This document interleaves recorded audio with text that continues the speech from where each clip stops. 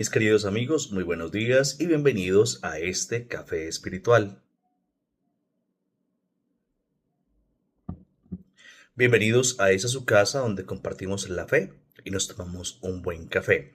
Me alegra mucho que nos encontremos en esta mañana para seguir viviendo y compartiendo este café, esta iniciativa de cercanía de comunidad, especialmente como una opción de cercanía, de escucha y de acercamiento como comunidades y también como iglesia. Por eso quiero también seguir leyendo en el ámbito social la carta encíclica Fratelli Tutti sobre la fraternidad y la amistad social del Papa Francisco.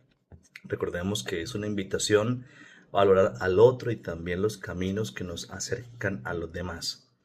Hay un título que el documento titula Amor que integra y reúne, numeral 190. La caridad política se expresa también en la apertura a todos, principalmente a aquel a quien le toca gobernar. Está llamado a renuncias que hagan posible el encuentro y buscar la confluencia, al menos en algunos temas. Sabe escuchar el punto de vista del otro, facilitando que todos tengan un espacio. Con renuncias y paciencia, un gobernante puede ayudar a crear ese hermoso poliedro donde todos se encuentran un lugar. En esto no funcionan las negociaciones de tipo económico, es algo más, un intercambio de ofrendas en favor del bien común. Parece una utopía ingenua, pero no podemos renunciar a este altísimo objetivo. Este primer numeral nos habla del papel, pero ante todo de la identidad de quien gobierna. Es una persona que se entrega al servicio y se entrega a los demás.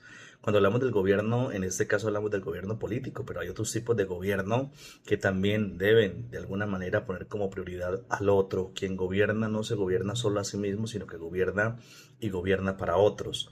El numeral 191 dice lo siguiente: mientras vemos que todo tipo de intolerancias fundamentalistas dañan las relaciones entre personas, grupos y pueblos, vivamos y enseñemos nosotros el valor del respeto, el amor capaz de asumir toda diferencia, la prioridad de la dignidad de todo ser humano sobre cualesquiera fuesen sus ideas, sentimientos, prácticas y aun sus pecados.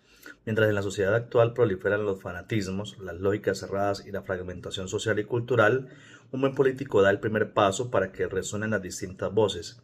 Es cierto que las diferencias generan conflictos, pero la uniformidad genera asfixia y hace que nos fagocitemos culturalmente. No nos resignemos a vivir encerrados en un fragmento de realidad.